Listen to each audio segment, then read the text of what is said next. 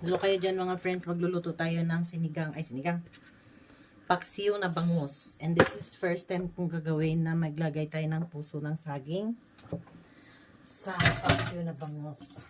Mga friends, nilagyan na natin ang fish. Akala ko naman naka-record ite, hindi pala. So, ipatong lang natin yung isda dyan. Nilagyan ko na siya ng onions, bawang, sibuyas. O, di ba? Tapos, maglagay na tayo syempre ng paminta. Medyo madami-dami ang paminta natin. Parang maitim na ito.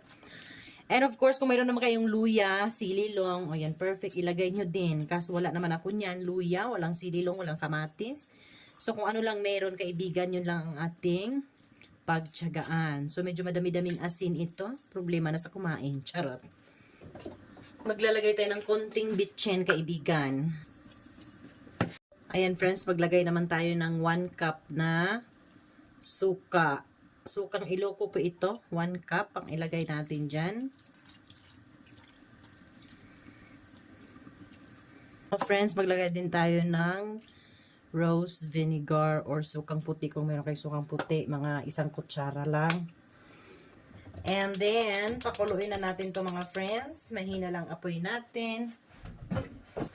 Ayan, of course, takpan natin mga friends. Huwag mo nating lagyan ng water. Mamaya na pagkumulo. Okay? See you later. Ayan mga friends, kumulo na siya. Hindi pa natin ito nilagyan ng water, no? So, nagtubig po ng kusa yung puso ng saging. Ayan mga kaibigan, ngayon tikman natin. Lalo na yung sa puso ng saging kung pakla na ba kayo. Charot. First time ko talaga to. Ano kayong lasa nito, Lord? Malalaman natin. Ang totoo, patay ka dyan. Ayun o.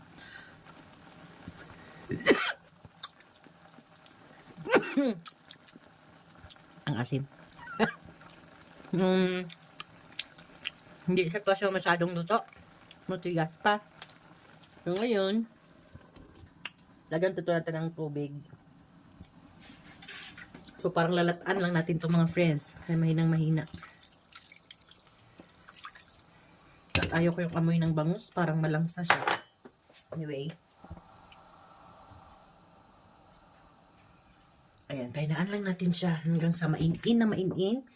Yung tinik ng bangus ay parang ano na siya. Sardinas. Ganun.